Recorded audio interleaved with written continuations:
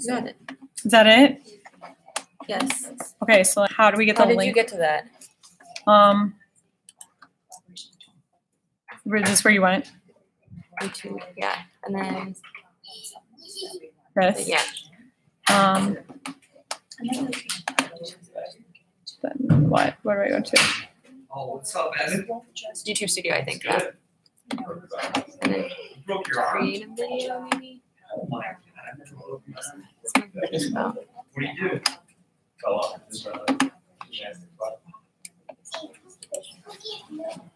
Evan, you like grown up.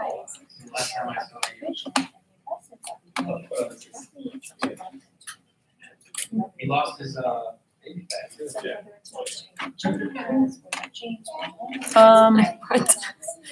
Okay, well, I'm not going to turn this off. No. So now we just need to figure out what the link is for this. Yeah, that's what they changed to because it used to be in the bottom right hand corner. Now I don't Evan, how know are you? What happened? where it is. Oh my gosh.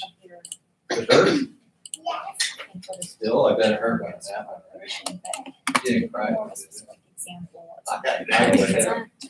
Oh, perfect. Did you? Awesome. Okay. Well, I hope it gets better. So we need it here. So we'll have to do a new, have the attachment and yeah, This one. yeah. The attachments are in there. So we'll have to create a new email with those in there. Well, that you did. You can get all your friends to put your name on your cat. That's what people do. I think you pick your color too. Will it include the, Yeah, you can. No. It's like a strip, like 2-inch strip of the cat. What? Oh, great. It's my face. Yeah. mine was on the last one. It was really bad. Okay, and then These are the, do you need to know the people we need on there? yeah.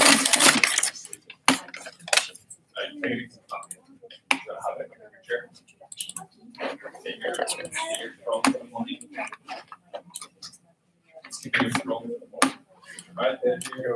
What happened in such depth of experience? Oh, been there. It won't let you drag it over? Well, My day. it's okay. It will be right here. Shoulders, ankles.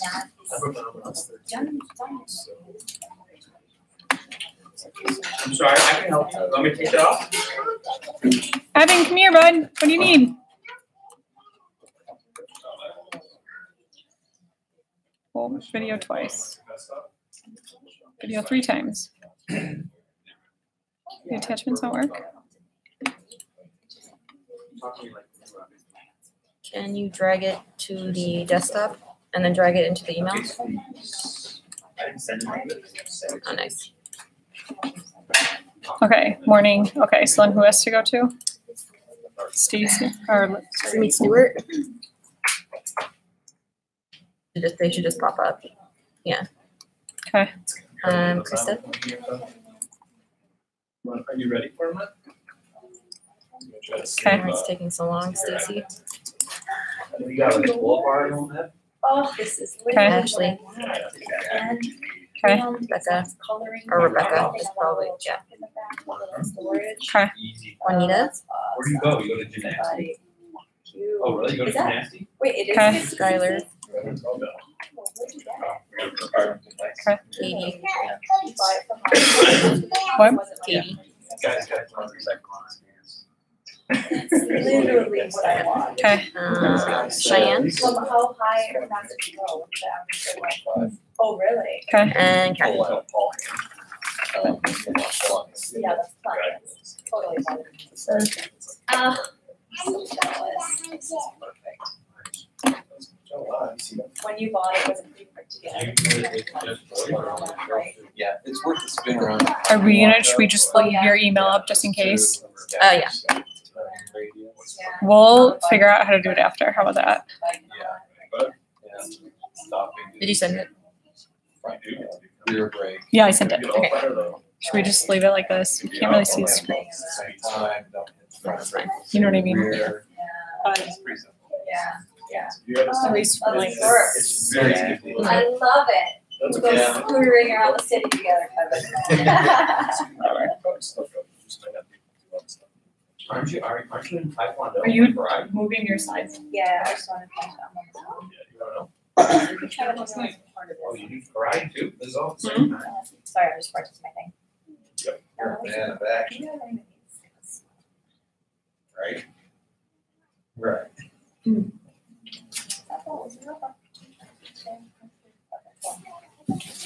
Alrighty. Why do you have it? Your phone is moving around. Yeah. What happens when school buses and they follow up and say.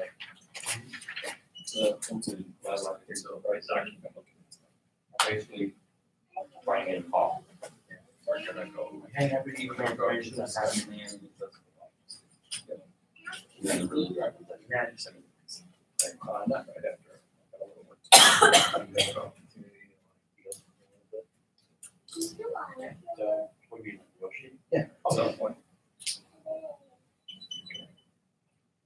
Put it there like, hey, yep, this is the base already. This is the room that Soul has. That's the big one. That's the premium. Yeah, here are the price points. See, this is a brand new product. Yep. This is $1,000 when we cut costs. That's right. You come in here, you look at that, just get what you see, Big good idea. Just want to say, kind of look at this as like a starter.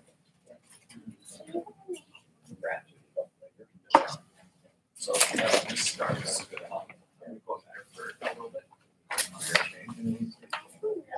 Then you can see why I have it here. Yeah, you took me.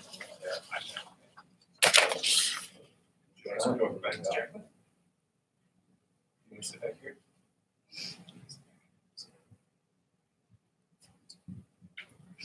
Would you rather do this each one?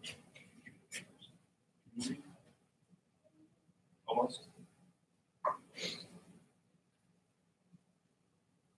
Evan, how old are you? How old are you? 4.5. 4.5. Look, at least 7. It'll be 5.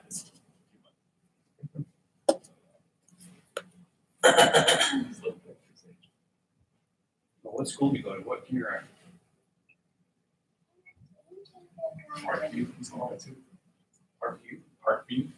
It's right on that park. It's up just off this one.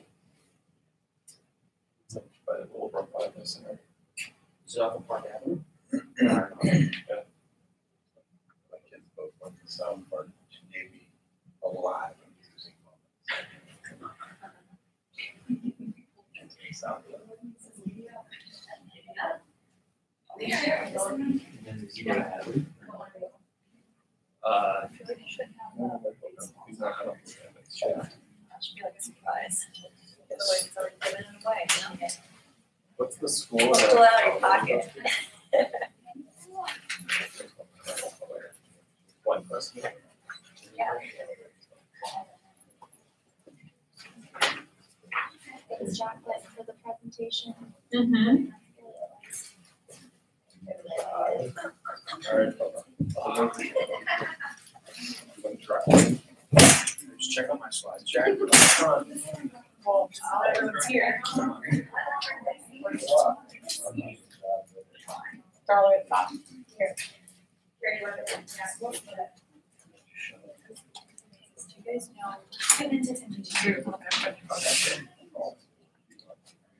Tiny one. We're not going.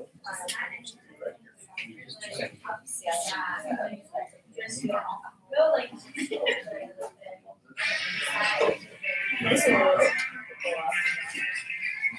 You saying Portuguese? What? They're always ringtone or just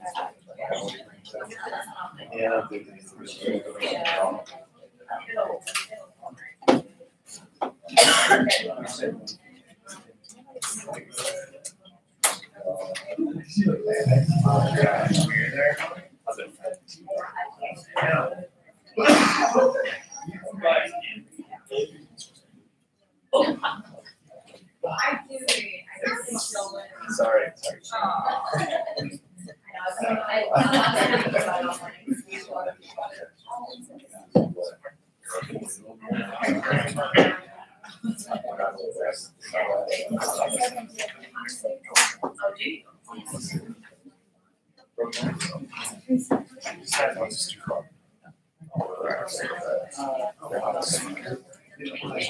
That's precious.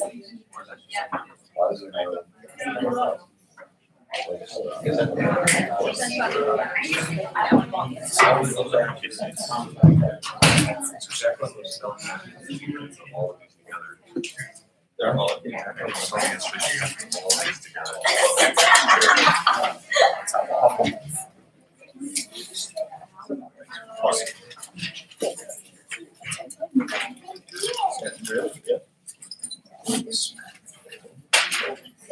I do too, but I'm trying to see.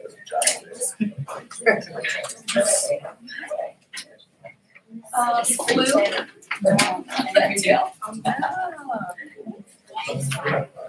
down. That's so much crazy. Paper photos, bro.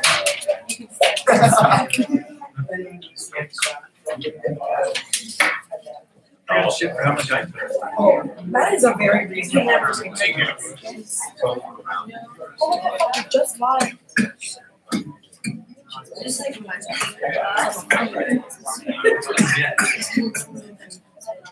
Almost died, Mark. I'll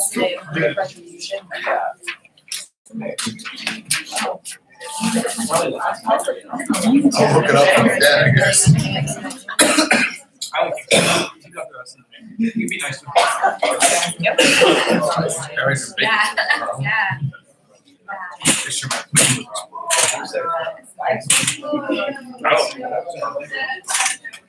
It was minty. I know. Good luck. Yes.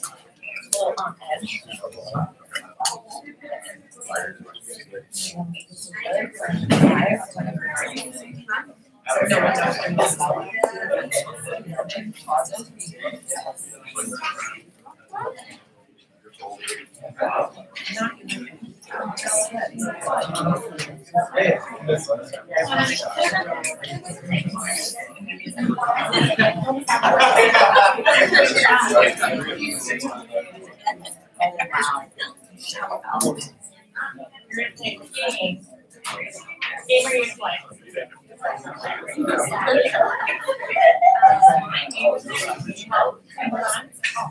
Yeah. What do we do? Like this? First up.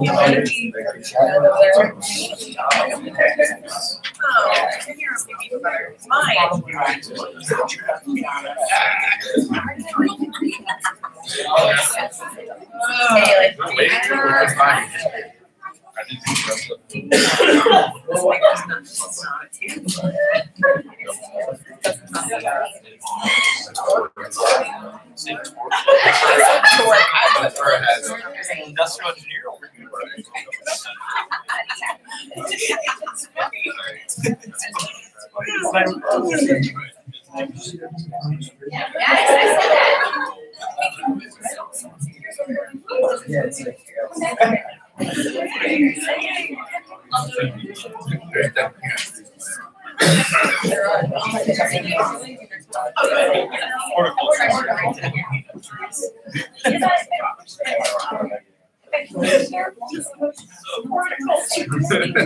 I know about that.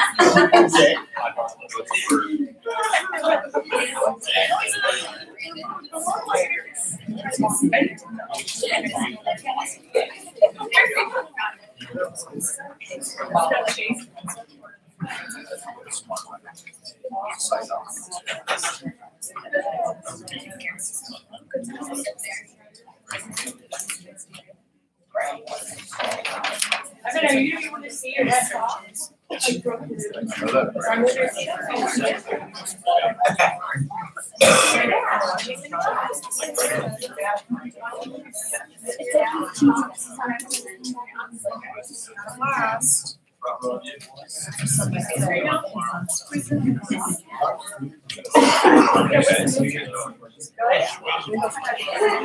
We're gonna try to do this. We're gonna try to do it once, but You see it? Man, I'll rotate you with you. Oh, yeah. I was learning a new sign of mark. That's like me. Never have. Thank you. Yes.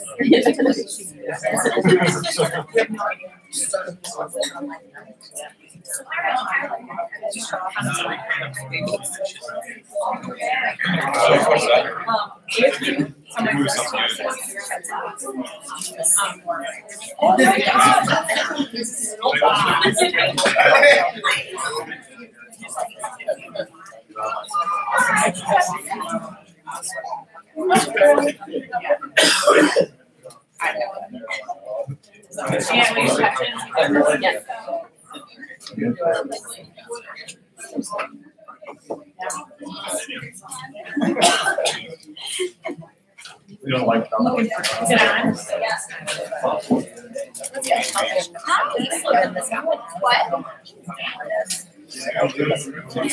no, it's not funny.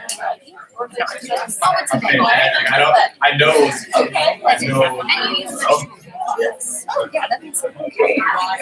Basically just kind of kills me. Yeah.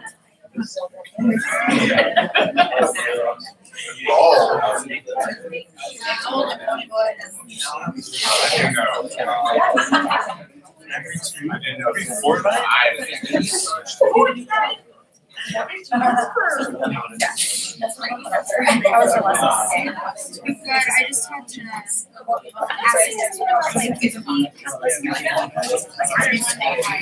Yes. I asked him.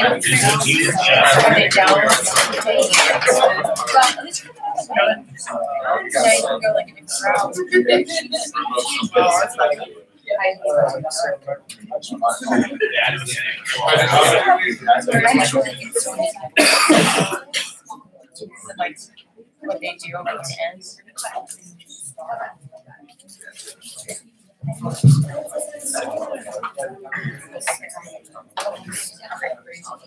No seven. I don't know why I put it on that side.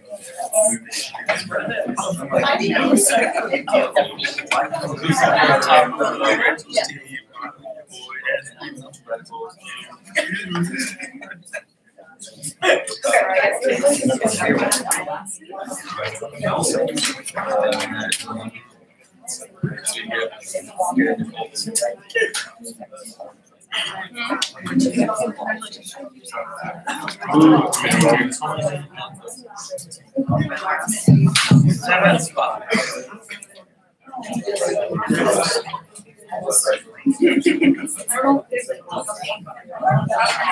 This thing is good. Okay, so. Okay. Just about cancel out.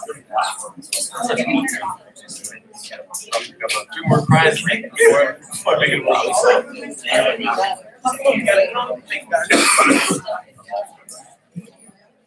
Okay, welcome everyone. How's everyone doing? Good. All right.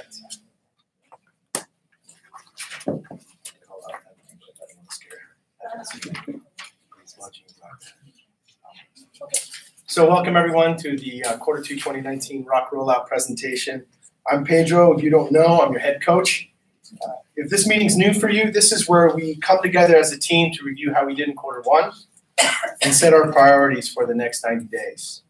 We have a lot of ground to cover, so let's get started. This is going to be our agenda for today. As usual, we'll start by reviewing the past and going over how we did in the first quarter of 2019. Mark's going to review our rock results. Kevin's going to be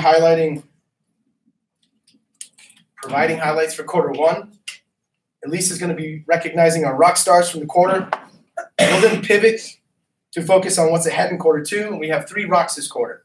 1 for HD, 1 for G+, and 1 around our people. So Vianney's going to come up here, outline what she has planned for our Hispanic brands. Kyle's going to be sharing our goals for G+. And Mark will be updating us on his People Rock. I'm going to close out by talking about our accountability chart for quarter 2 and revisit the theme for the year and how honing in on grit is going to catapult us forward in quarter two. But before we get started, I want to remind everyone here that this time we take to get together as a company is truly a luxury. There's so many people in this room taking time away from the business at hand. If anything, this meeting is incredibly expensive. So it seems counterintuitive to take busy people away from their work at the most important time of the year. But the collective time away from work is critical. So often throughout the course of the week, we find ourselves metaphorically hacking away at the tactical trees. All of us are in this fight together, driving towards our strategy. We have our axes, we're chopping at trees in front of us day in and day out. After a while, it's easy for us to forget where we're going, to understand why we're here, what our purpose is, to get a grip on the size of the forest. I know a lot of executives, both entrepreneurs and leaders in the corporate space, and not many companies actually take the time to bring the entire staff together 12 times a year to breathe and view the landscape. So this time together isn't simply an exercise in public speaking, because everyone at this company has been entrusted to drive strategy in some capacity. Everyone here has a responsibility to drive some important element of what we do. So this time together is a luxury to take a collective breath, to get a view of the forest from 10,000 feet, so that we can ask, where are we? And how do we do? And how do my peers do? How did my leadership team do? Where are we going? And why does it matter? So leverage this time. Use this time for your own personal and professional benefit, because you are going to hear something today that outlines a specific opportunity for you to step up and lead. It simply requires you to bask in the time we have together, to think about the business, to listen for the opportunity, and to see how you can help in quarter two, perhaps more than you did in quarter one. So now Mark is going to come up here and share with us how we did last quarter.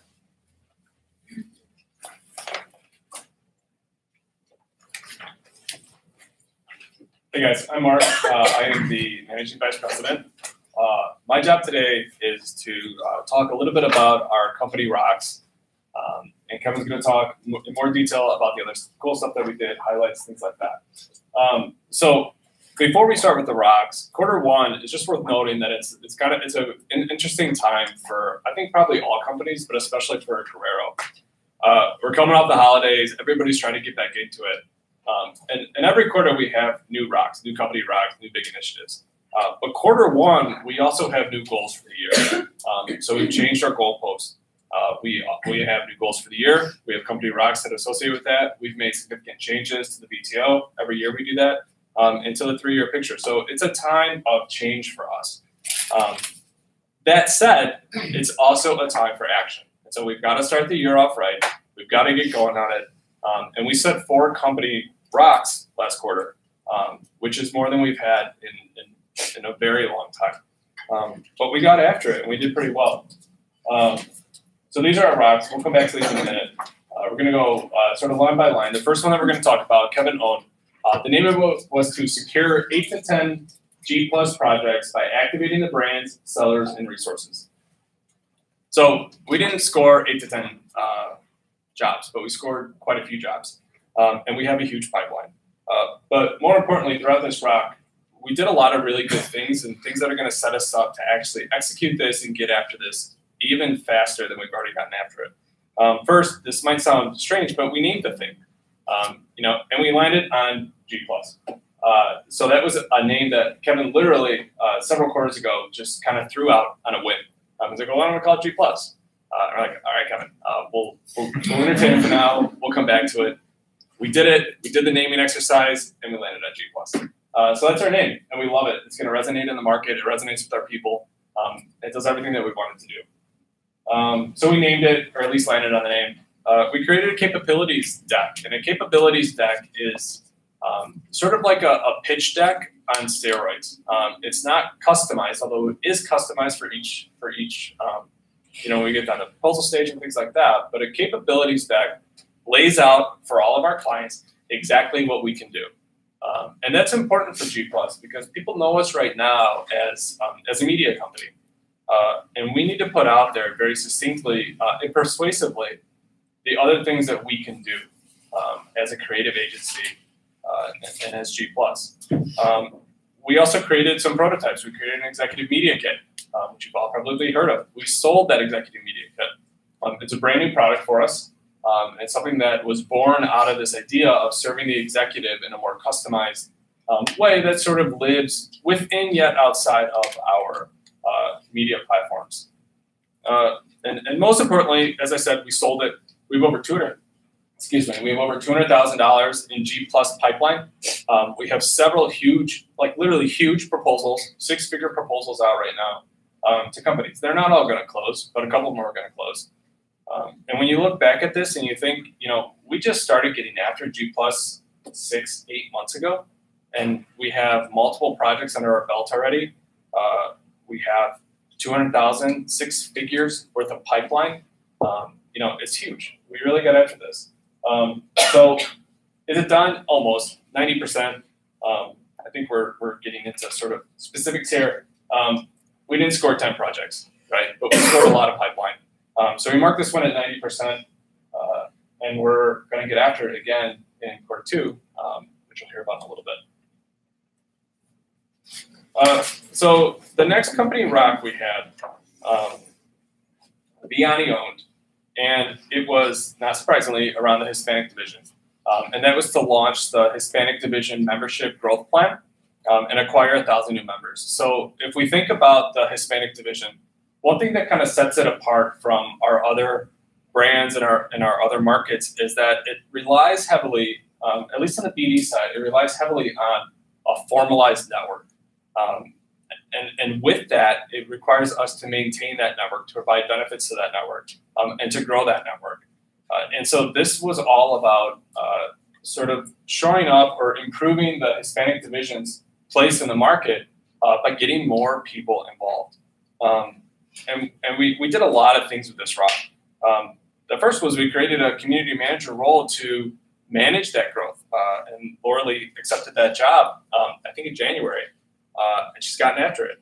We had our biggest quarter ever by more than double in membership growth. We acquired over 800 new members.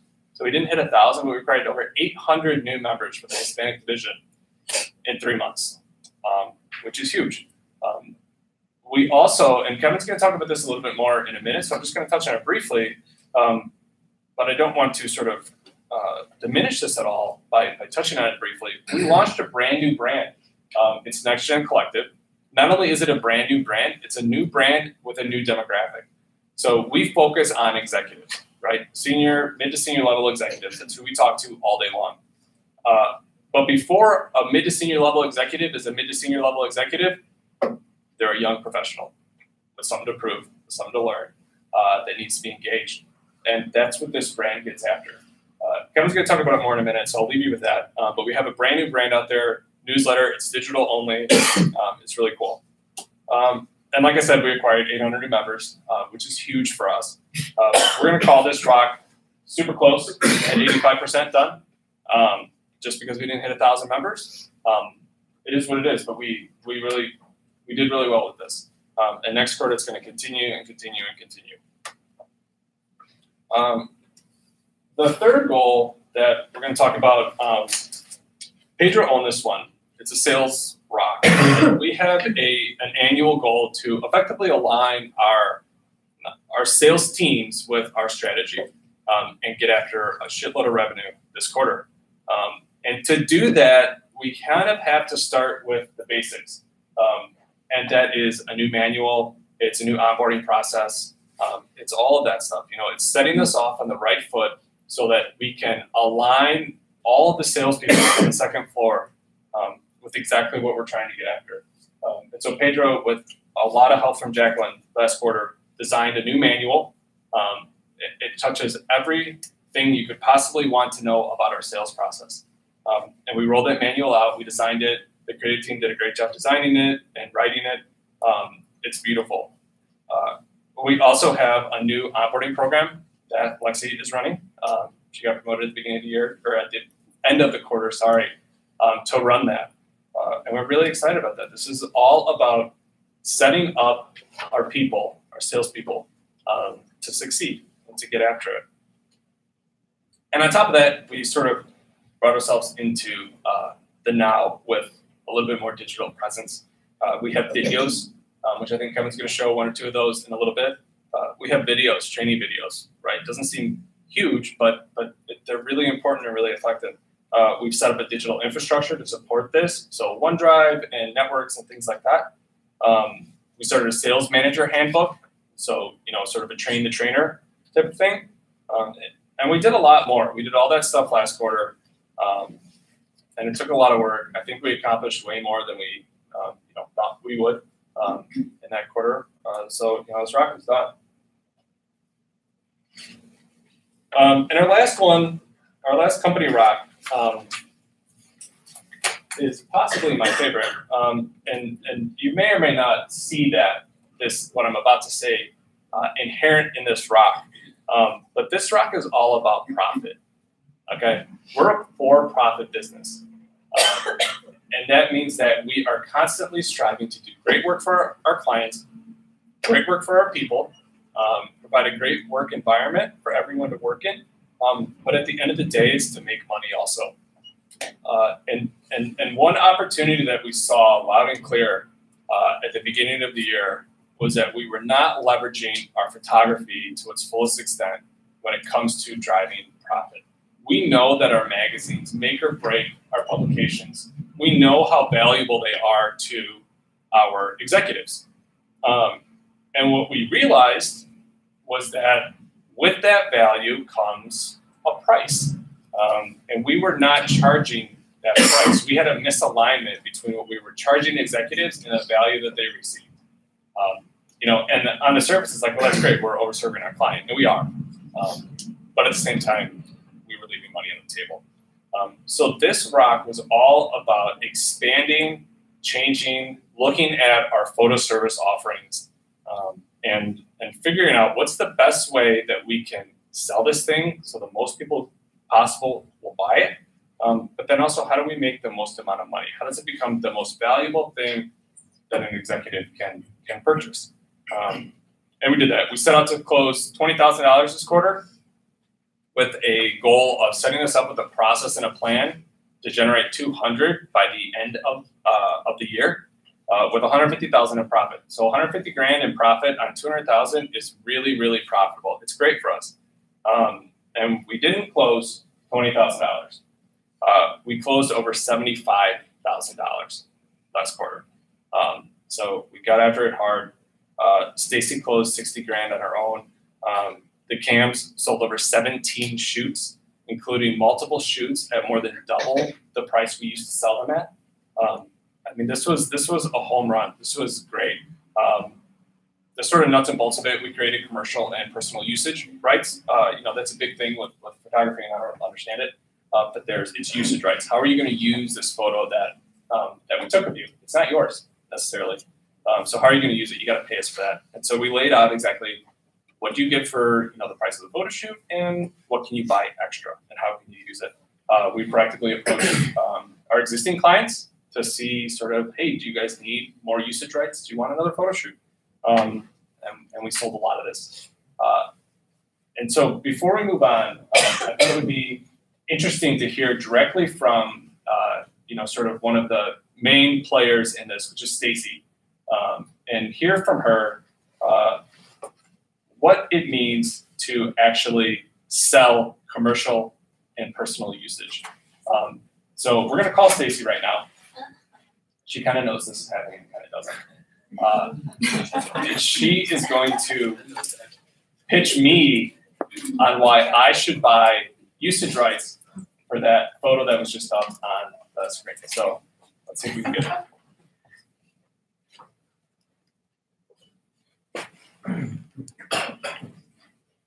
Hello. Hey, Stacy. Seriously?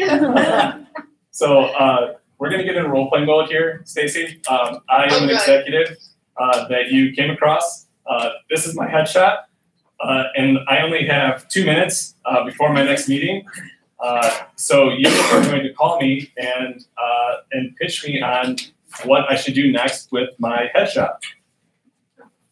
Ready? Okay, well, I can barely hear you, but we can do this.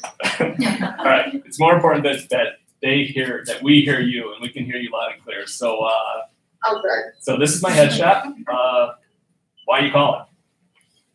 Hey, Mark. Oh my God. All right. I don't know. It doesn't happen like this.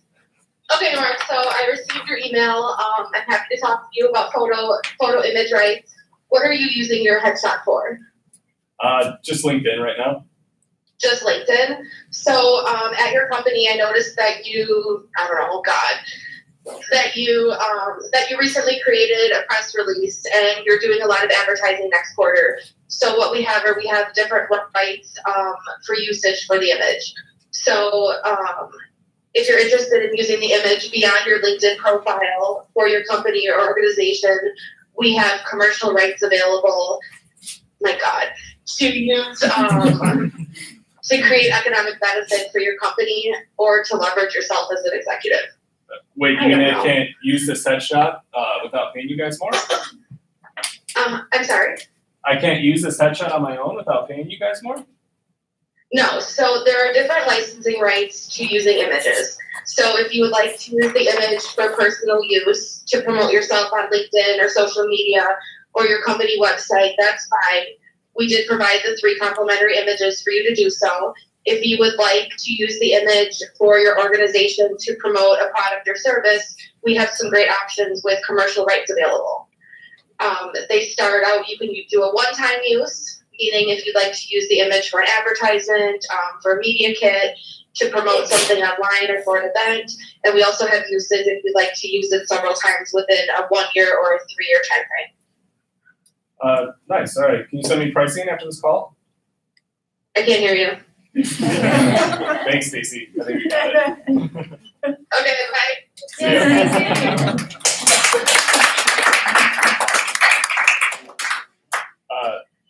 I don't know if I'm going to buy that, but you guys get the picture, the point. So we got after a lot of stuff this quarter. The one thing that I didn't mention that I should have was a little bit about what a company rock is. And so we have rocks every quarter. Some of you have rocks, some of you don't. It's not a requirement to have a rock. But we also have company rocks, and we have annual goals. So annual goals are what we've set out to get after for the year. Company rocks are sort of our strategic, tactical starting off point for getting after those goals.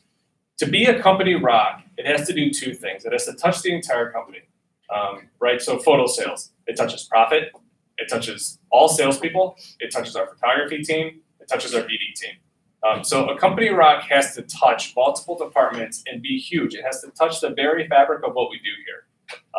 And it also has to directly align with our annual goals. So every single one of these rocks that we got after and we accomplished this quarter moved us significantly forward towards hitting what we want to hit by 12/31.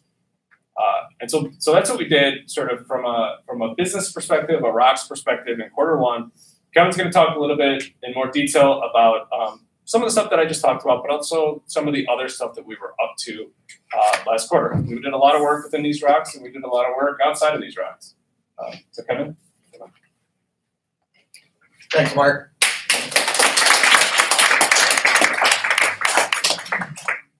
The most courageous man in the company, right here, in the front seat. See all the empty chairs? Good morning, everyone. Morning. Morning. Down. Wrong way. I'm going to give you some highlights. There are quite a few, so bear with me. I'm going to try to make this as interesting and fun as possible. Let's start with sales. Pitch Madness. It happened. It's over. It was great. I think this is a really good idea, and I think it's something that we should continue. into the next several years. And maybe we need a version in the other departments, but this was a really great exercise. Basically, it came down to two people, the championship. The final pitch was the Swap-O-Rama deck. The criteria it was judged on was content, delivery, product knowledge, ability to close, and adaptability. The judges were Drew Leidecker, Bijan Dougherty, and Amy Dordek. And the finalists were Alex and Brad. 2 men entered, 1 man left. The winner is. Yes. He's also not. Let's hear it for it. Is he here?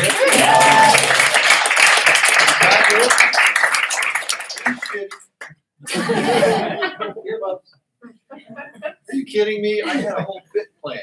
Okay, well, there goes the baseball bit. I was going to be the first to get his autograph. We should have checked that he was here. Anybody else want to sign that? Okay, well, that's going to speed up my presentation quite a bit. And I was going to looks good in blue. In case you didn't know, I think we all do know, he's leaving because he has an opportunity to play professional baseball. It's a once-in-a-lifetime shot. I wish him the very best. He pitched really well here, and I hope he pitches really well in the major leagues. I wanted to be the first to get that, avoid the rush, and get that autograph right away. We have CAM videos. I think this was a great initiative. It was from the Rocks, so we did 10. We had challenged ourselves to do 10 videos. We actually did 11. There's a list of the videos. They're great topics, very helpful. I think it's going to really be helpful in our onboarding process. Not to mention that it's a great place for us to archive our thought equity. Anybody want to see one of those? Yes. No? You said no. Will it play automatically?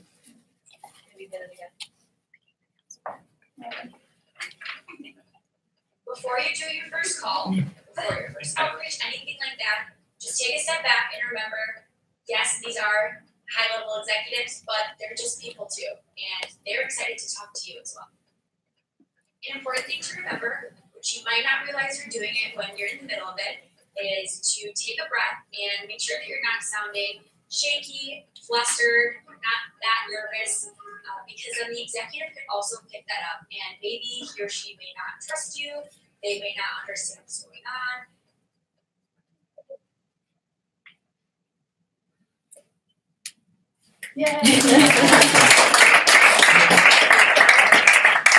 Great professional quality. There's even a music track. It's a little hard to hear with this audio, but thank you, Jacqueline. You did the whole thing, right? All of it, which I was shocked by. I was looking at it saying, who shot this? You did. Congratulations. Let's hear it for her. Jacqueline's going to move to my department and make videos. Are you Peter? Yep. Okay, guys, let's talk about the CAMs. Let's talk about January and February. Had a really strong start in 2019. A really great January, an extraordinary February. March was kind of a dog. It's a dog. That's a dog. Not even a cute dog or a nice dog that you want to pet. It's kind of an awkward dog that you just want to walk away from. That's pretty much March. I think somebody said it looks like Walter's grandfather.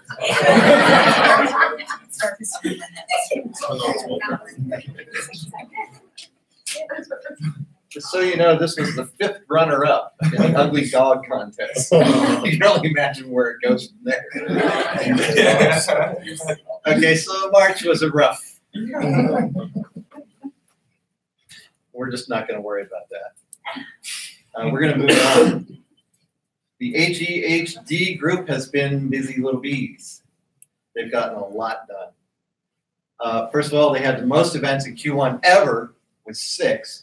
That's quite a few. The first ever events in 2 new markets, Boston and Atlanta.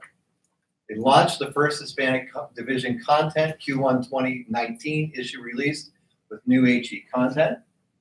We secured all cover conversations at the top features through Q1 2020, including Daniel Lebetsky, who is the billionaire CEO of Kind Bars. That's a pretty big name. We're seeing a lot of big names, which is a great thing. The Next Gen Collective newsletter, which started out as a monthly cadence, has already, as of March, gone to bi-weekly.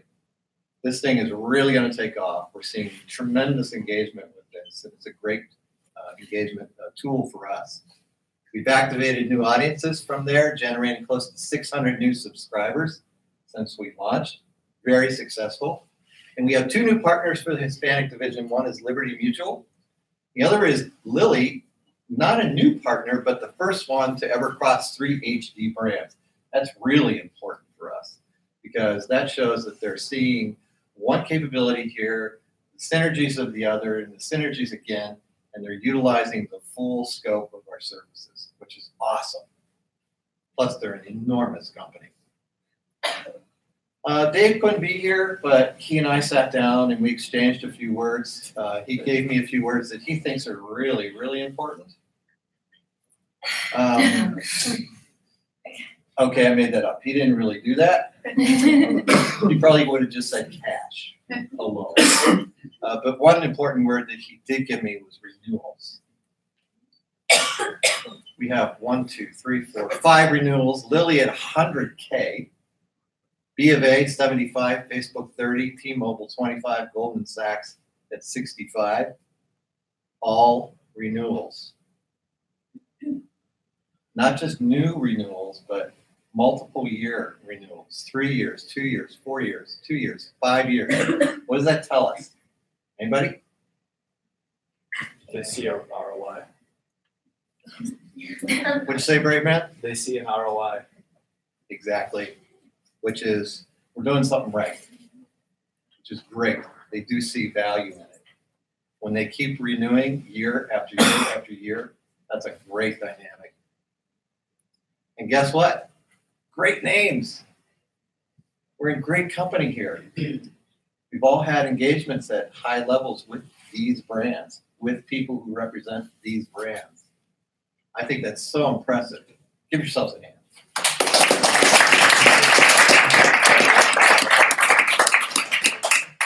When we engage at that level, that allows us to think of brand new ideas, things that we've never thought of before. And through our engagements and conversations and being alert to opportunities, that's what happens. Next Gen Collective. New brand ideas come out of that. And that's another reason why just not doing it right is important, but also being open to the opportunities, selective opportunities that we have when we engage with great brands and smart people like that. So that's a wonderful dynamic. Okay, some more cool stuff. Anybody want to see cool stuff? Yeah. Why not? You remember back when we had a survey about should we launch a new brand? We got your opinions, and a lot of people expressed the idea of we should not launch a new brand. We should get more out of the brands that we have. Where's a Leaf? Another one not here. Okay, a Leaf was ahead of that by quite a bit. I think that she's going great guns with MC Women's Issue. I don't know if anybody has heard about this, but it's going to really take off. There's a lot of momentum, a lot of power behind this. We have Verizon on the covers. On the cover, that shoot was just done. Yeah, on Tuesday. Yeah, and it's awesome. The ladies look wonderful. We have speakers confirmed, and the event is going to be in DC. Shout out to Anna, wherever you are. Anna empowered this whole effort with a great design. I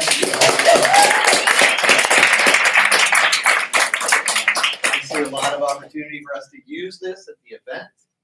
So really nice work there. Along with that, Harvard, we got 7 referrals from our campaigns. 2 people enrolled at $68K per person. That's huge. Cindy and Kyle. Cindy, way to go. You guys closed on EO. Not only did you close it for this year, but you closed it for over double what they paid last year. Congratulations. Woo!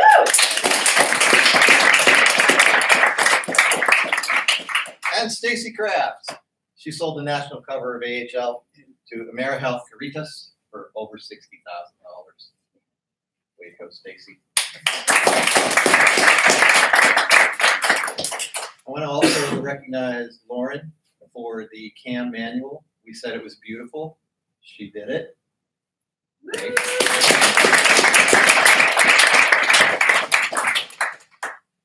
And we won an award from the Society of Publication Designers. We have either, for sure, a silver or gold medal. This is really a great award. We also have 2 merits, one for a single story in Modern Counsel and another for a single story profile. And the reason that this is important is we're keeping great company in the publishing world. Anybody recognize any of those names? In case you didn't, I highlighted them in bold, the really important ones. This is a big thing, guys. This is really, really cool. And we're right in there with them. Swaporama went down. We had a pitch right here, and it was awesome. We put on our suits. We looked smart. We sounded smart. We had a great presentation. The beauty of this was we had a great deck going into it. Janine, beautifully designed. Thank you. She did it in a very infographic style. It was very visual. It sparked a lot of conversation between us and the SWAP people, and it looked smart. We took our time to like understand their industry, understand their market, understand their consumers. We came in looking very smart, like we already knew enough about their business to work with them that very day. Kyle, any day now, right? Yeah, Kara's setting the meeting with SWAP for Thursday or Friday, hopefully this week or next. And that's when we'll make the revisions to the proposal and get the signature. And hit the go button, because they've already relieved their agency of a lot of work. So we're anticipating that they're bringing it to us, which is fantastic. That pitch was probably the closest agency style presentation that I've been in since I was in an agency. It was just very smooth. Everyone did a great job. Kara, Alip was there. Kyle was fantastic. It was bulletproof. Remember I asked you all to send me 20 of your first thoughts that came to mind on flea markets and Swaporama? We took all those and created a word cloud. So this is not very significant from a research standpoint, but it did help inform us as to what some of the current trends would be. And that's what we kind of queued up and presented for them, like what's happening in your industry. The idea of treasures was really big. Treasure hunting. It's not just shopping, it's treasure hunting. Strangely enough, there were 2 different spellings on the word tchotchkes, which they really liked. So I wanted to put this up here so that you guys knew that I just didn't do nothing with your thoughts. I took them together, formed a word cloud. Mine was like, wow, I don't know what that tells me, but it's really cool. That was fine. That's all we needed at the time. Zoe, the Zoe issue. We've talked a lot about Zoe in the past few weeks. That has gone to press, right? This is going to be fabulous. One of the things as I wrap this up, while we had Zoe for a photo shoot, we also shot some videos. So very much like the Saul videos, we did conversations with Zoe. There's going to be 3 of them. They look fabulous. I would say that we took a lot of the things that we learned from the Saul videos and we amped it up quite a bit to try to make it more interesting and much more engaging. So every time we get to do a series of these, they're going to get a little bit better and a little bit better. I remind us of this because this is really something that is highly sellable to our prospects. This is important because it makes money doing it. Anybody want to see the video? Yeah. It's 2 minutes long, so bear with me, okay? Our current social and political and socioeconomical climate doesn't really favor family like ours.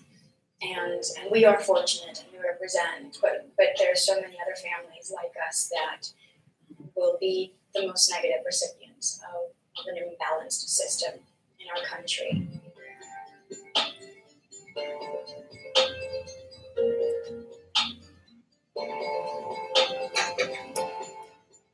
Media is the most influential form of information that any nation has. And when media is privately owned, it becomes a very dangerous weapon, not really a tool. If only 4% of executive producers are of Latinx origin, that means that only 1% of all the information that we get in one day is of Latino content. And it's usually of lawbreakers, and it's very, very negative. Who's representing the other 99% of our community here? You sort of go, oh, that's a huge problem. And it affects me directly because I'm a first generation of Latinx descent, and my children are going to be a second generation. What can we do? Let's add to this conversation, and let's fight that with knowledge. Let's fight it with love. Let's fight it with information, good and accurate information. Latinx people are over-indexing on so many things when it concerns business in America. We're enrolling in college, and we are buying homes, and we're starting business at the same rate of Anglo-Americans, and it's only gonna keep rising. So it is our responsibility to make content that best represents what America looks like today, when mainstream media is sort of failing to do that. And we decided to sort of embark on this journey of building BICE, that it has the mission of shaping the cultural narrative that exists today in America so it can best serve what America looks like today. We knew that digital media is a space that we can create as artists and people that are public figures, and we're doing it without being sensational, without being negative, without being lowbrow, and without being exclusive. It's all about the opposite of all of those things. And we want to start peacefully. We want to start sort of just telling stories of everyday Americans that are just living their lives and impacting their community in however scale. And obviously, we'd like to escalate to greater figures that we cover in America, whether past, present, or future.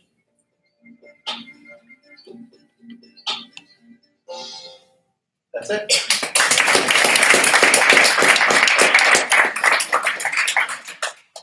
We're gonna do rock stars. You were up fast. Yes, I'm Okay. ready. Anybody have any questions? That was great. Thanks for sharing those highlights with me. I really appreciate it, and I really appreciate all the work that everyone's done to make those possible.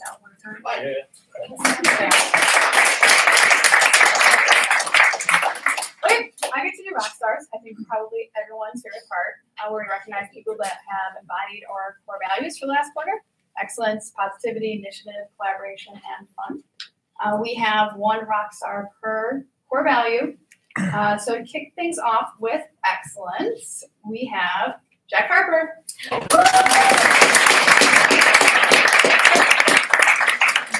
Excellence for changing outreach scripts, disco scripts, sales scripts, everything. You did it by working extra hard and asking for help from sales directors, from Kyle, from Pedro, and also I heard you had some problem features that Stacy and Cheyenne said that you collaborated really well with them. So congrats, Jack.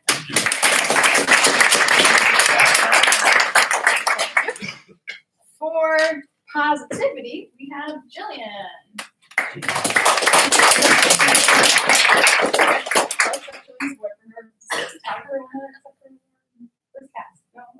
I got it. So Jillian this quarter, she had kind of a rough Q4 at the end of it, but came in every day, positive energy, positive attitude, just infectious around the office. You all know that. And she was always offering to help where she can, creating efficiencies. And if you haven't seen it on our corporate website, on our company page, she did a photo shoot for our dogs.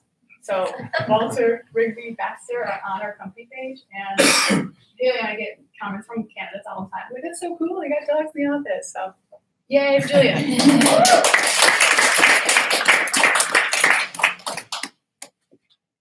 I don't see her either. For initiative, we have Melena. Melena? No, not so. Okay, so Melena's getting initiative because she's only been here for 6 months or so. She's mastered ABQ. She's got it to press ahead of schedule twice already. And with this big EO project, she's spearheading that, like seeing it start to finish, just hitting the ground running with that. And she's seeing it through. So Congrats to.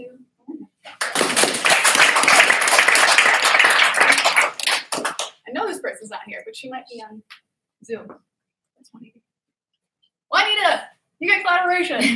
Yay. Whoa. So this last quarter, Juanita did a lot of kind of dirty work when it comes to numbers and analysis. So she did Zoom analysis, entire analysis on ways to measure culture, corresponding apps to utilize those. She cleaned up a lot of member data for HD. She analyzed the luxury brand market. She identified leads. She's in collaboration because all that work affects all of us. So, congrats to you.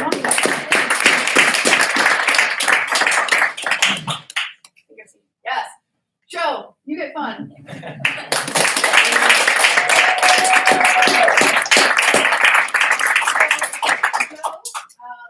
This quarter has been stepping up and helping a lot with phone screens and interviews, and it's generally just fun to work with. Also, shout out for being a great book club reader. If you haven't read yet, we're reading Exit West, and we're meeting on April 24th. So, congrats to Joe, great job. And now Bianni's going to talk about one of our rocks, or our next rock. All right, so hi everybody. I'm Bianni, for those of you who don't know me. I'm the Vice President of our Hispanic Division, and I'm excited to kick off to share a little bit about the first of our rocks for the quarter. So, as you all know, and you've heard this time and time again now, but our Hispanic Division, it's here. It's alive, it's thriving, it's active more than anything. And you know, you heard a lot about the investments that we've been making in this division, right? As Mark and Kevin said earlier, Next Gen Collective is here.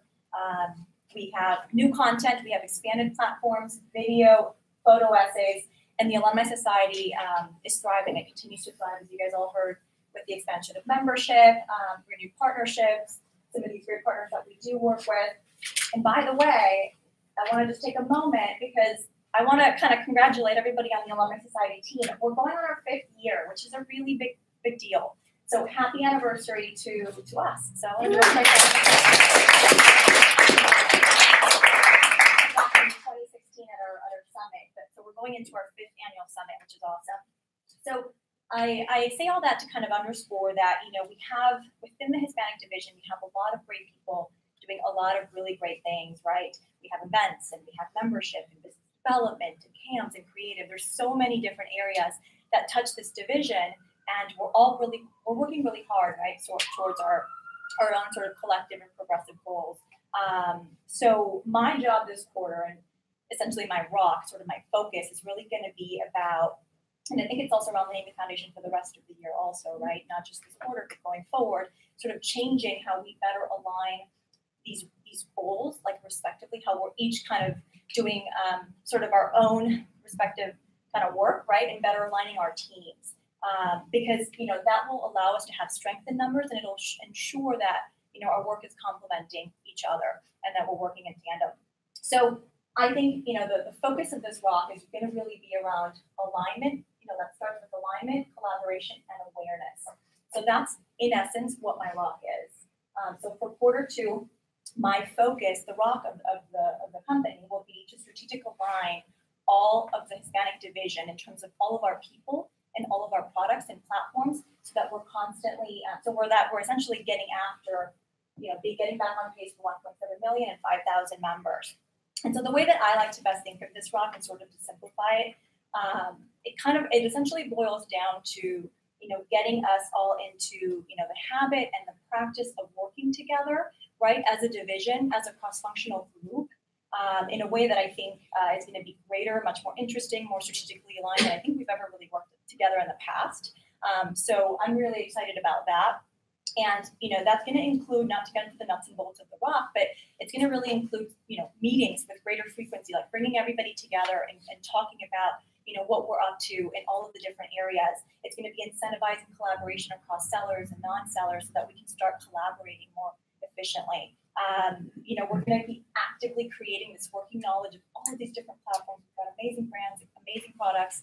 How can we sort of create that ability for us to know exactly what we have to offer, right? So that we're all kind of working together. And there's other details too that I won't get into necessarily. I want to keep it short and sweet today, but You know, and at the end of the quarter, it's going to be like, you know, so it's not just going to be we collaborated and we talked, great job, you know, pat on the back kind of thing, right? The optimal outcome, you know, and Mark was saying, we want to make money, right? The optimal outcome is that through alignment and collaboration and the strategic sort of enhancement of our 3 brands, you know, we are making this division as profitable as we can.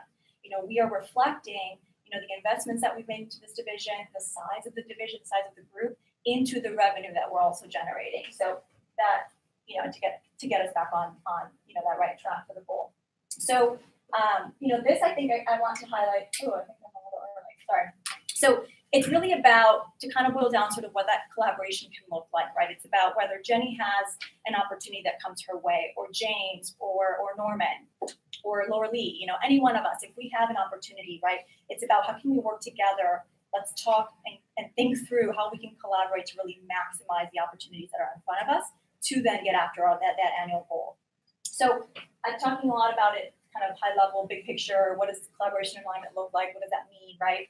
And so I wanted to kind of think through a concrete example or a specific example that I can give you guys to sort of show the picture of what that collaboration could kind of look like, right? So we highlighted earlier, Mark talked about the Executive Media Kit. So who here has heard of the Executive Media Kits, the new products that were, oh, a good amount of you, that's great. So I want to show sort of a picture of what one looks like, right? So this is a new product that BD and G Plus is selling. It's an interactive sort of CV presentation. It really maximizes. It's about, you know, any executive can use this in any professional step in their life, in their professional careers. And it shows biographies. It shows all of sort of their experiences in one format. Media, books they've published, portraits, like you name it, anything and everything that you could think about that an executive has done in their career, they want to highlight, we could put into an Executive Media Kit. So this is a product, the pilot that we did, the prototype, and we used Sol Trujillo, who's on the cover of HE for Q1. We created a media kit for him, and now we're using that to leverage to sell further, right? And so the type of collaboration that I want to highlight here more specifically, so far, you know, Team BD and G Plus, you know, have been putting their heads together with the creative teams and HD Comms, Franny, Cindy, Stacy, have all really come together to put together a marketing campaign that has essentially the same message. It's promoting this prototype, this Executive Media Kit, this new offering, a new product that we have within different outlets of the Hispanic division, right? So within Hispanic Executive and within the Alumni Society, 2 different mediums, 2 newsletters. And I think the results will speak for themselves into, you know, when we attack the market sort of on different fronts, and, you know, we can be so much more effective. We can reach more people. We can resonate with more people.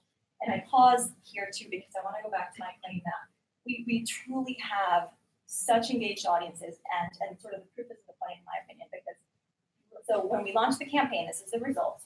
This email went out at 5 p.m. on a Tuesday, yesterday, to Hispanic Executives newsletter. By 5:05, literally 5 minutes later, we had 11 inbounds. This is literally a screenshot from Kyle, from his phone, and you can literally see almost every minute or every couple minutes, people are literally writing about, give me more details.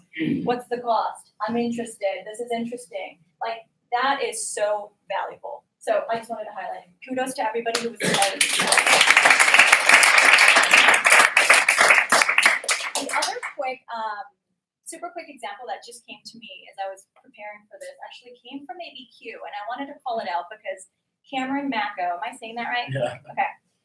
Cameron, you came to me like last week, I believe, and you shared an opportunity that you were having a call with this executive that he was getting to know, who shared a lot, like the big focus of the call was really around her focus rather on the importance of STEM education and STEM careers, and how Gilead Sciences really focuses on that for women and people of color, right, underrepresented communities of color.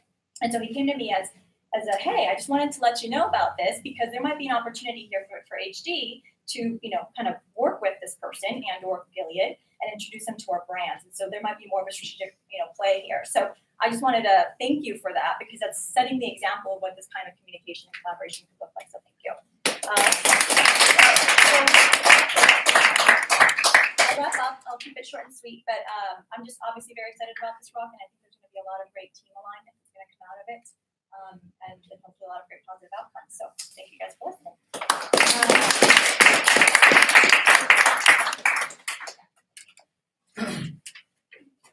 Hey guys.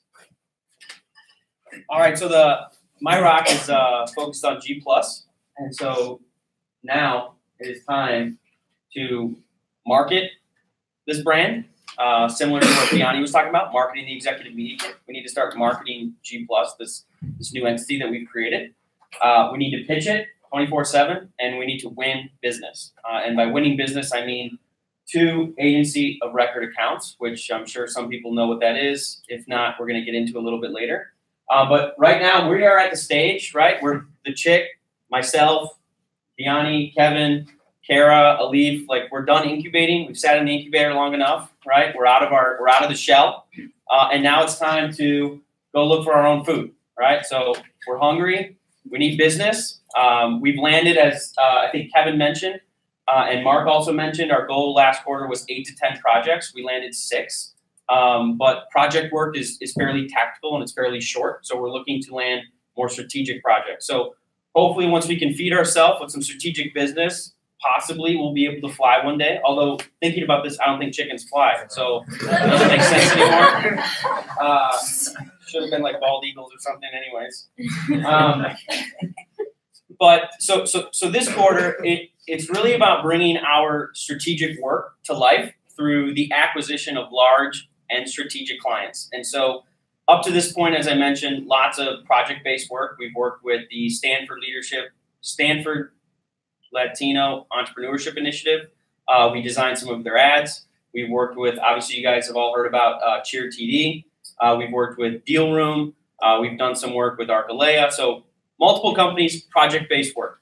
And so the project-based work is what we're entitling commodity work. These are really services that more than likely you could probably get at any creative agency across the country. Although we like to think that our designers and our editors are better than everybody else. So this is basically what we've been delivering on, right? Creating some social media posts. We've been designing some ads. We've done some photo shoots. We're redesigning somebody's website. Fairly tactical. And at the end of the day, this stuff is essentially small scale. It's more on the how versus the why, and the time frame is fairly short. So as we've proven this to ourselves that we can do this, and we've proven it to some of our clients that we can do this, we want to start working at the more strategic level. And the strategic level we're branding as the thought equity level. And so this is more about planning. This is a long time frame, and it's more than likely probably very hard for another organization to copy what we produce, right? So strategic things, very difficult to copy. Tactical things, fairly easy to copy. And so as you guys saw, the Swap-A-Rama deck, we also have a few other customers, prospects that we're working with right now, where we're talking about the strategic aspect of the business. So as far as landing 2 agency of record accounts, does anybody know what that means if we're the agency of record for an organization? Any idea? I just learned it too, so don't worry. Nobody knows? Come on, creatives? So really? Go-to? Say it again? Like you're the go-to agency? Okay, go-to for what? For all of their options, anything that they need, like they come to us. Yeah, so essentially you're looking at, we would be serving organizations as their main point of contact for when they need a strategy, right? Whether that's a brand identity, whether that's a market analysis of your competition, whatever that may be. And then at the end of the day, when we deliver the strategy, they can then also choose to hire us to produce the tactical work that goes with that, right? When we create a new logo, okay, well, do you want us to update the website, or are you going to hire another firm to do that, right? So we would like to be both. We're delivering the strategy, and then we're also getting the second piece of the business, which is the tactical work. And so I think this is highlighted here. So this is basically the strategic work that we need to start landing more of, and the tactical work in which we currently have and also would like more of too. So I think what's important here is that I think this serves as another tool belt in everybody's I think arsenal to utilize whenever you'd like when talking to people. If folks need strategy work, if folks need tactical work, people that don't have a marketing department, folks that have a marketing department of 2 or 3 people, right? And they just don't have the bandwidth. Hey, we can help you out. Just tell us what to do. We'll make it happen. It'll look great. People who don't have a marketing department, are not thinking about marketing at all, send them our way, right? We want to be that thought equity partner and do the thinking for them, right? So the next portion of this is essentially, why is this exciting? Why should we care? And I think it speaks to, we've been touching on a multitude of different brands, the success of launching new brands, and back to my incubation thing here. I think, if we zoom out for a minute, it really proves once again, similar to, I think, AHL and Modern Council, probably the 2 newest publications that we've launched, in addition to the Alumni Society and the Next Gen Collective, our membership organizations, that we can incubate brands and we can launch them very, very, very successfully, right? The Alumni Society, the Next Gen Collective, these organizations launched without 1 member. They launched without ever having an event. They launched without a flipping website, right? And the first buyer being Goldman Sachs forked up $100 grand. And then they still partner with us today, 5 years later, right? So we're actually really good. We're super, super good at this, right? Without a member, without an event, without a website, we're just selling an idea, right? And so look at all the things that we have. Mark referenced, we have a capabilities deck, right? This quarter, we're launching the website. We already have clients in proof of work. So we are on an awesome trajectory to be super successful with G+. In addition, we're going to be utilizing the creative staff, I think, in new ways that we've rarely done before. I think we've utilized the creative staff for our own strategic and tactical purposes, right? How did we launch AHL? How did we launch MC? How did we launch? So they've done the logo generation. They've done the motto and the tagline for the business. Internally, we've done all this. But now it's really time, I think, to flex the creative muscle and do this for our clients externally. This work is also really recurring and sticky. So once you're in at a strategic level and executing on all this tactical work, it's really hard, right? Talking to Swaporama, the day after we pitched them, they had to go and let go of their creative agency. And like, it was really painful for them, right? Because that agency owns so many things, right? They own the website, they own the print collateral, and all of a sudden you're right? So it's really hard to actually lose that business. You become very, very sticky and the client becomes very, very reliant on you. And then last but not least, as I mentioned before, this gives us all another tool to utilize, right? When we're talking to executives, talking to your friends, networking groups, this is just yet another thing that we can do, and we have proof of work and concept behind it. Last but not least is the how. Simplest how ever, right? At the end of the day, Kevin is launching the website. I'm stuffing the pipeline with sales opportunities. We need to formally pitch 5 prospects. So formally pitch meaning similar to the Swaporama pitch with the deck agency style. And of these 5 prospects, I'm looking to land 2. So 40% of the prospects we have, I'm looking to land, which I think is possible. This has proven to be a relationship sale. The referrals that have come, I haven't been making many phone calls. I've been referred to a lot of people, utilizing my own network, Pedro's network, Kevin's, etc. And hopefully we can tap into some of your network, right? The executives you work with, the friends that you have, etc., to bring to the business and have these types of conversations. With that being said, next up is Pedro, who's going to walk us through, or no, Mark, cool. I guess we got one more rock. Sorry, there we go.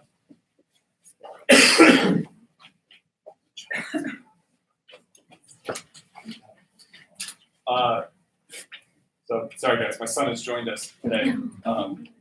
He had a little accident last night on his uneven bars. We were practicing gymnastics in the living room, and he broke his elbow. So he's here, a little restless. But you know, our last rock is one that you might not have expected to come. But before we get started, could you raise your hand if you've been here for less than a year? So like that's probably half, close to half the company, and that is a representation of how much our recruiting function at Guerrero matters.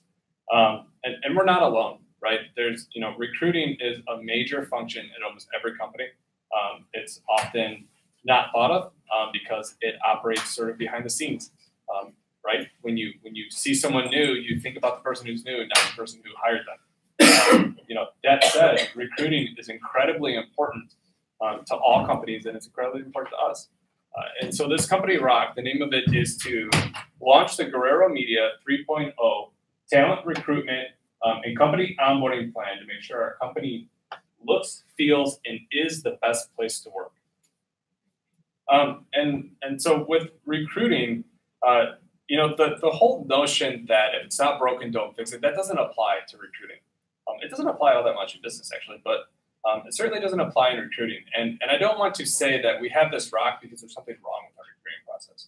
Our recruiting process is one of the best I have ever seen, I've ever been involved in. It's one of the most robust. We hire some of the best people. We attract some of the best talent. We literally steal talent from the biggest companies in Chicago. Steal it. And so you guys are proof of that. But at the same time, maybe not but at the same time, our company continues to evolve and our competition continues to evolve, and that requires our strategy for recruitment to continue to evolve. But think about competition for a minute. I just touched on it in a minute, but our competition for our products are other media companies, maybe PR firms, other creative agencies. Can anyone think about what our competition is for talent? Like, it's not, Rachel. I guess I wasn't. What do you got?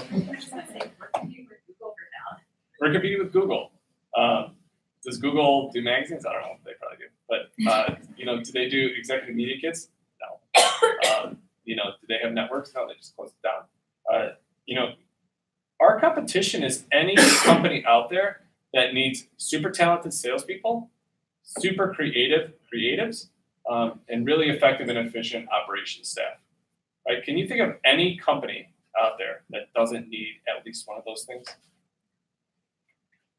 Right? Every company needs these things. And so our competition for talent is any company you walk past on your way home today is looking for the same people that are in this room. Right? Maybe a little bit different. Maybe they're not, they're not as in tune with what they need as we are, and whatever. But everybody goes about it differently. But at the end of the day, the end goal is for every company in Chicago to have the people that are in this room. And that requires us to stay competitive.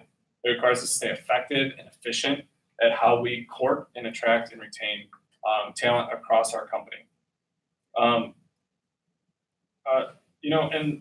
there's a big piece of the B part of this rock. We want this to be the best place that you'll ever work. And in order for it to be the best place that you'll ever work, we have to work with the best people. So again, our recruiting process is really, really good at doing that for us. But we would be foolish not to continue to take a look at it as often as we can and make sure that we're as effective at bringing in the best talent as possible. And to this point, I've talked a lot about quality, a lot about attracting the right type of talent, hiring the right type of talent for you guys to work with, for me to work with. But there's another side to recruiting that I don't want to shy away from, and that's that it needs to be efficient. We hire in number, right? We hire a lot of people, especially salespeople, but we've hired a lot of creatives this quarter. We hire a lot of people, and people leave. People leave the company and need to be replaced, and we need to grow. People find new jobs, they move away, they don't perform sometimes. It just doesn't work out. That said, we have to continually replace the people that we aren't with anymore. And we have to continually add butts to seats in order to continue to grow. So recruiting is an uphill battle, and it's always gonna be. For every company, there's never a point. I don't think, Elise, you've ever gone home and you're like, oh, fuck it, I'm done. Like, we did it. Like, we're good, right? Maybe at the end of the quarter, where you're like, I hit my rock, and then you come in Monday and you're at it again, right? That is recruiting. That is great at its core. So enough rambling. We have a rock to take a look at our recruiting process again, and we are going to split that rock into 3 phases. And the first phase is CAM recruiting. And there's a reason that this is first. And one of those reasons is that the majority of the recruiting that we do is for the sales floor. So it makes just sense to start with what we're doing the most of. We also have the most robust, or at least the most formalized process for recruiting salespeople. So we're going to start there. The type of people, we're going to look at the type of people that we're trying to attract. And we're looking for little incremental tweaks here. We're going from good to great. This is B+ to A, not C to B. So we're looking for that sort of incremental percentage level change in the type of people we're attracting, how we're attracting them, sort of when we're attracting them. Are we effective at it? Are we efficient at it? We're going to look at it all. But the kicker with this phase 1 is around timing. Our busiest recruiting season is right now. We are right upon it. We hire half of our staff, half of the staff that we're going to hire for the year. We hire over the next few months, over the next few calendar months. We do that every single year. And so if we're going to get after this, we got to get after it now. We have a 4:30 completion date for this. So we're going to get after it hard. We have a half day lined up with leadership and the recruiting team tomorrow to dive into this in depth. This is going to be a super important yet super quick, urgent one that we're going to get after. The next thing we're going to get after is our employer brand. And we're already sort of looking at this, and Haley's going to speak in a minute about what this means. But an employer brand has everything to do with a candidate or a potential employee's perception of what it's like to work at a company. So what is it like to work at Guerrero? Can I see myself there? What would it be like to wake up every morning, get dressed, hop on the bus, and come into Guerrero Media to work? And potential candidates aren't just doing that for Guerrero Media, they're doing it for all companies.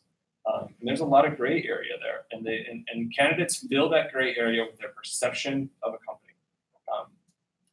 And just like we spoke earlier, all people have a perceived reality, right? That doesn't mean it matches reality. And what we have to do as employers with our employer brand is ensure that the way that an employee or a potential employee and a candidate perceives working at Guerrero Media matches its reality. And that's really hard to do, right? It's really, really hard to do. You see commercials all day long about products that are telling you, hey, buy this product and you'll get this, right? You don't see that for employer brands. It's much harder to do that. And yet, it's one of the biggest decisions that people make in their lives. It is a life-changing decision to switch a company. It can go great and it can go horrible. And so what we want to do is we want to put people at ease about what it's like to work here. And with that ease, we hope to generate excitement, right? They're excited to come and interview at Guerrero because they know what it's like to work here. That's our brand. It starts before we even call them or the minute we call them and they pull up our website, right? That's what an employer brand is. And a big piece of this is the communication of that. This isn't about changing what it's like to work here. It's about communicating what it's like to work here. And the biggest tool, or one of the biggest tools that we have to do that in this day is social media, which Haley is already getting after. Took it upon herself to do it. We weren't even into this rock yet. Do you want to tell us a little bit about what you're up to? Sure. Hey everyone, I'm Haley, for those of you that don't know me. So yeah, I spoke to the sales floor a little on Friday about this, but I really want to take this goal and just help improve our employer branding and candidate journey. So through this social media campaign, I just really want to showcase all the fun and exciting elements that we have in and out of the office. So I don't know if everyone saw the email that Elise sent on behalf of myself, but there's a couple incentives. If you follow 2 of our brands, if you post or share some of our content, as well as make your own, we're gonna have lunch catered from Portillo's, and you're to join. So if you guys could help me get started, I really appreciate that, and thanks in advance.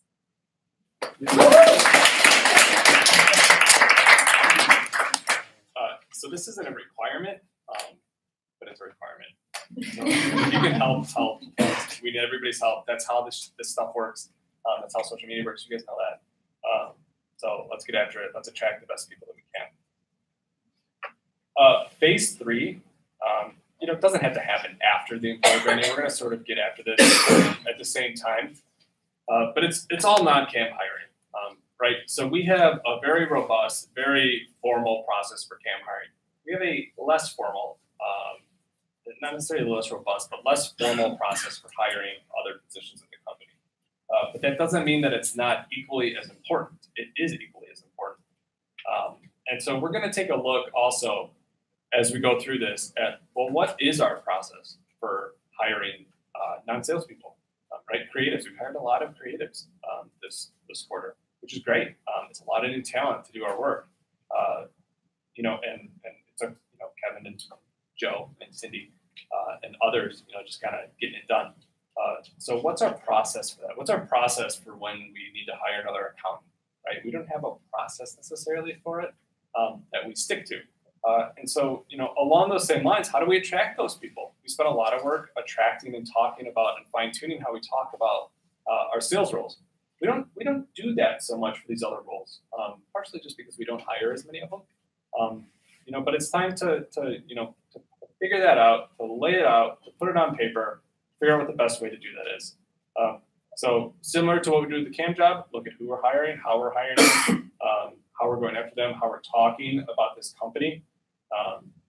It all kind of flows together. Who does it is a big one, right?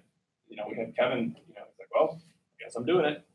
And Joe, you were huge in doing those interviews and phone screens. Cindy, same thing. But y'all just stepped up and did it. Whereas with Cam Recruiting, it's like, we know, Lisa Taylor, you're gonna call, we're gonna set this up, they're gonna do this, and this, and then we're gonna bring sales directors, et cetera. So we're just trying to formalize this process, make sure it's as effective and as efficient as a CAM process. Any questions on hiring? All right, so Peter's gonna come up next and talk to us about how we're gonna organize ourselves to achieve these rocks this quarter.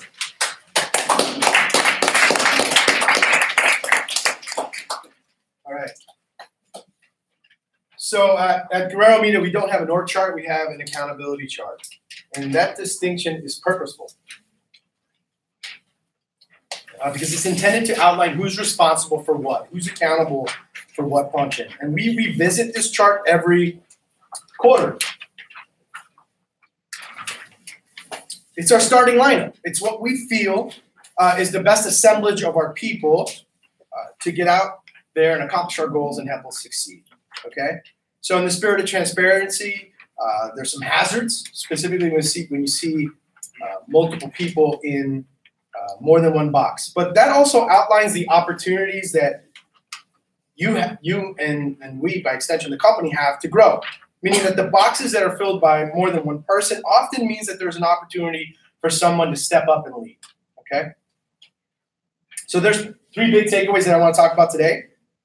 The big change to the integrated box, how we're tackling HR for the next 90 days, and the opportunities. And so the first big change this quarter is regarding the visionary and integrator roles. For the next 90 days, I've merged the 2 roles. That's a change that I wanted to make. Mark was our integrator for all of 2018, and he had many accomplishments, helped us tackle some major initiatives that we've been sitting on for a very long time. But there were some areas that I felt like we fell short, and I thought it was time for me to step in and lead the leadership team. So I'm merging those 2 roles. So quarter 2, Mark's going to focus his primary efforts within finance and operations so he can leverage the financial acumen and provide me with the insights needed to make the right decisions for the company. I told Mark the other day that there isn't anyone in the history of this business that knows the business better than him. So he really knows the insight to the organization financially and operationally, and that's what I need him to focus on to help me make the right decision. Decisions, there's going to be more than one. A big question at the end of quarter 1 was, what is our plan for HR? So the next 90 days, HR is going to be tackled by 3 people, Mark, Leanne, and Elise. Mark's secondary role is going to be running HR compliance and employee relations. Elise is going to step up and own the HR manager role, focusing on guiding our employees through the entire life cycle of the company, at our company, and to be the employee advocate to help spearhead our employee programs. Programs are critical. We talked in the recruiting role about bringing the right person in, but it's also about development. How can we help people grow so that we can retain them? That's a big component, and Elise is going to be helping us with that. And Leanne's going to be helping She's going to be reporting to Dave in quarter 2. Primary roles, office administrator, but she's also going to be helping us with HR admin, which includes Paylocity, benefits, and Bamboo. I'm sure there's a zillion other things that it includes, but Leanne is going to be helping us with that. Lastly, we're going to use a chart. We use the chart to outline aspirational growth and also to highlight the opportunities. So Kevin's represented twice on the chart. It's not up there, it's on your chair. And apart from being our VP of Creative, he's going to be owning the creative component of the G Plus agency. All right, because when Kyle is successful, not if he's successful, when he's successful, we're going to have to be prepared to build this thing out in earnest. So this chart's almost like a lay of the land, what it looks like when we have to actually activate this thing, make it real. Some other positions that are outlined, I'm just going to go over a few of them. But, we have G Plus freelance work, and then some sales ones that salespeople have heard me talk about often. We got Tier 1 Sales Director, Vice President of Business Development, position that takes the majority of my time, Vice President of Sales. Someone in this room is going to be the next VP of Sales.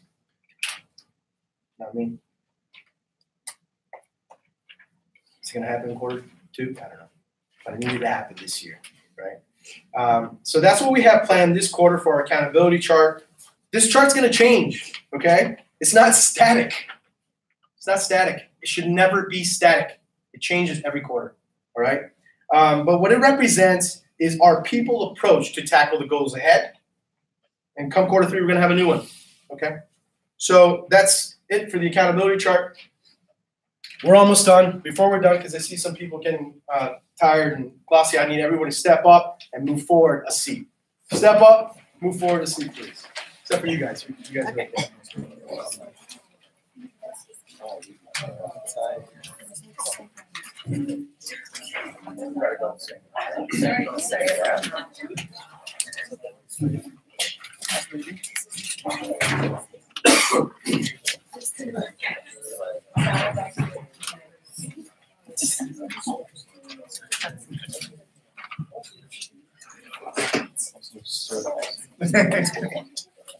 All right. So the accountability chart's only a fraction of the battle. Something else is going to be needed in quarter 2. Because a lot of the same challenges we faced in quarter 1, they're still going to be here. All of us feel the pinch of time and resources. We don't have enough time. We don't have enough people. We don't have enough money. These are real world limitations. And if nothing environmental is going to change, then how are we going to perform in a way that's going to drive the success required?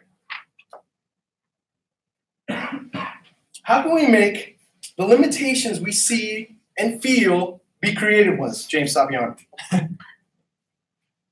Ones that challenge us to think differently.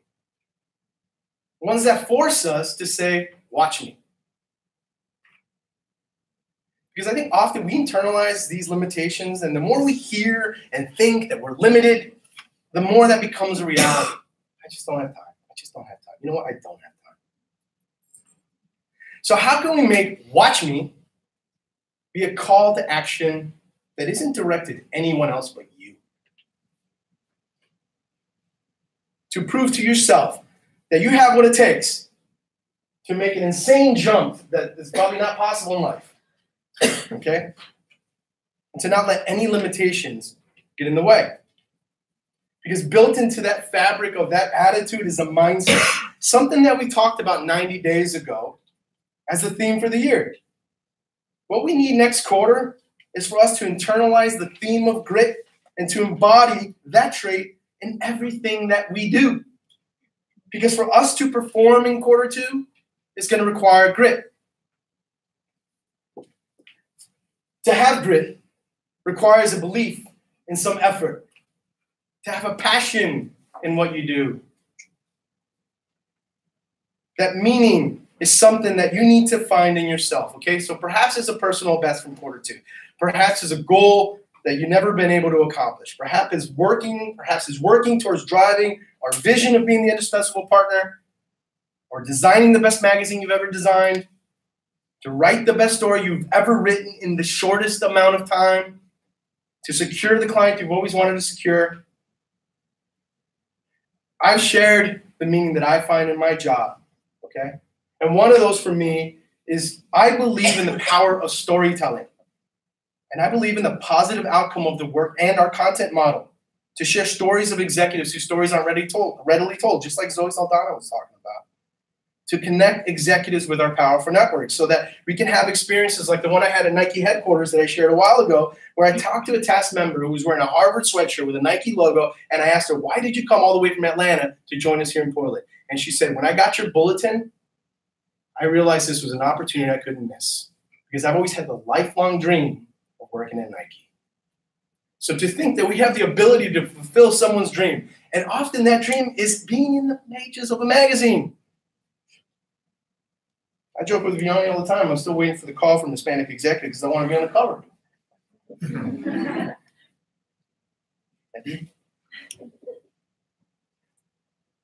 So that's a meaning that keeps me engaged. There's other meanings that I have that keeps me engaged. I like working with people. I like building this business. It's fun. It's a creative enterprise as far as I'm concerned. People often ask me, hey, man, do you still paint? Because I got my MFA. I don't have my MBA. This is my MBA. I say, no, I don't paint anymore. I don't need to. I'm building something. That's what it is, okay? So that's what keeps me engaged when the time gets tough. Because guess what? It gets tough. I know it gets tough for salespeople, right? Because I've been there. It gets tough for everybody in this organization. And sometimes you got to pull from that meaning to get you through. Because when you have meaning and passion behind the work that you do, and it could be small meaning, okay, or big meaning, it doesn't matter. It helps you get through those tough times. And guess what? I cannot prescribe that for you. No one up here can prescribe that for you. That meaning has to be found by you. And once you have it, embodying grit becomes second nature, okay? But talking about grit once at a company meeting isn't a recipe for success. Because the minute we walk out of here, we're going to get back in the weeds, okay? And it's going to get forgotten. So I want to make grit become a part of our way of life. I want to start changing the cultural parameters to reflect our belief in grit as something that we're going to scale out at Guerrero Media.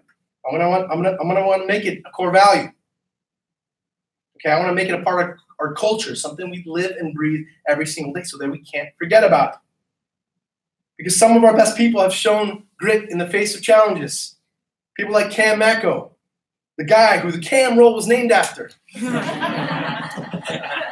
When we started sharing the best practice committee material, Cam had been here for 6 months, okay? And he completely redid his process top to bottom.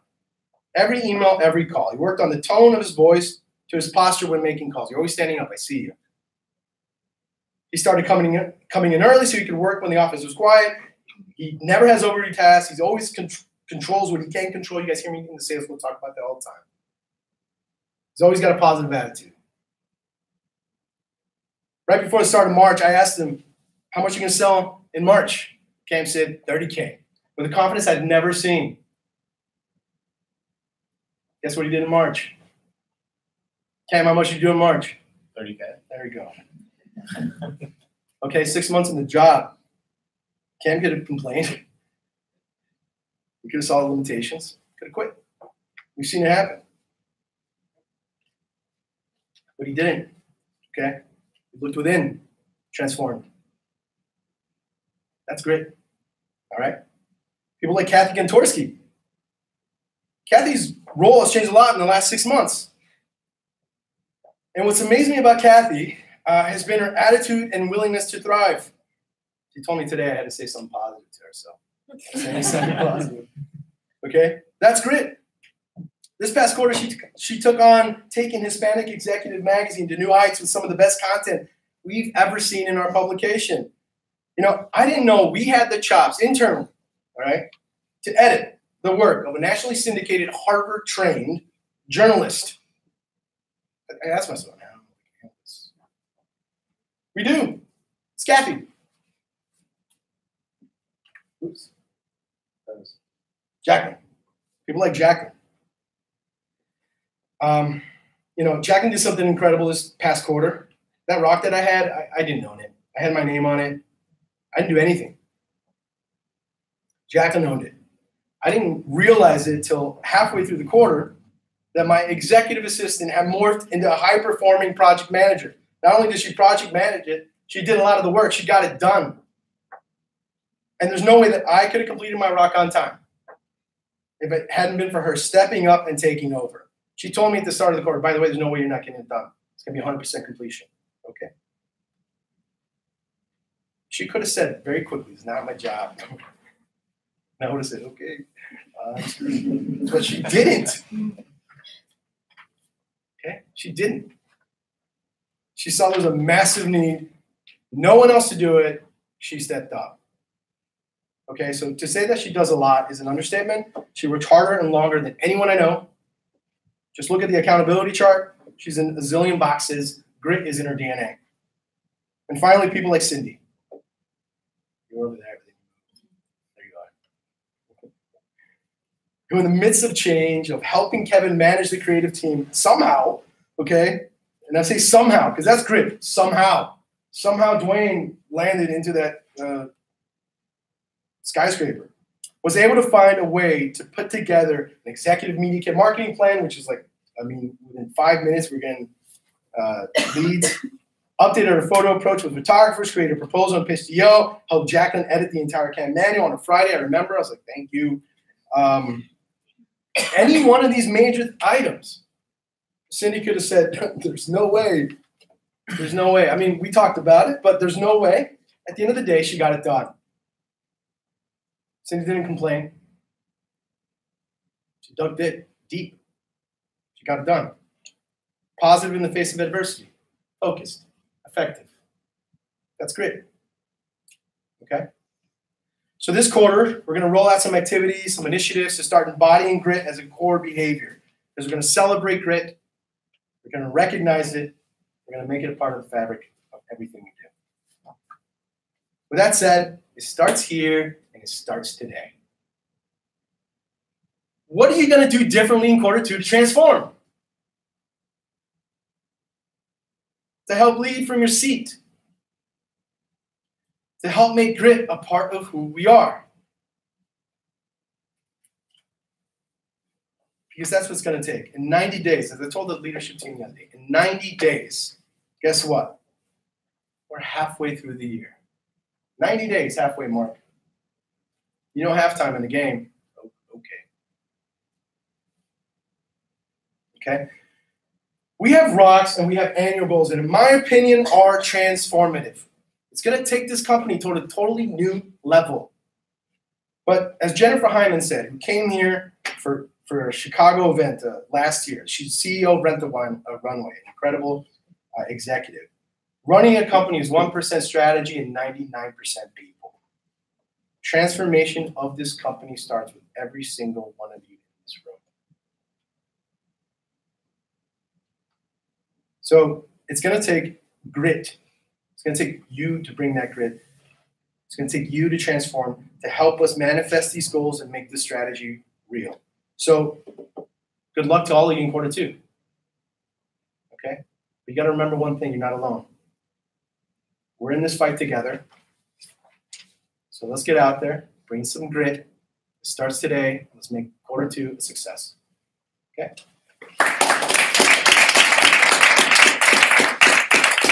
Thanks, everybody. If you're on a black chair, you can fold it up and put it by the front door. It'd be much appreciated.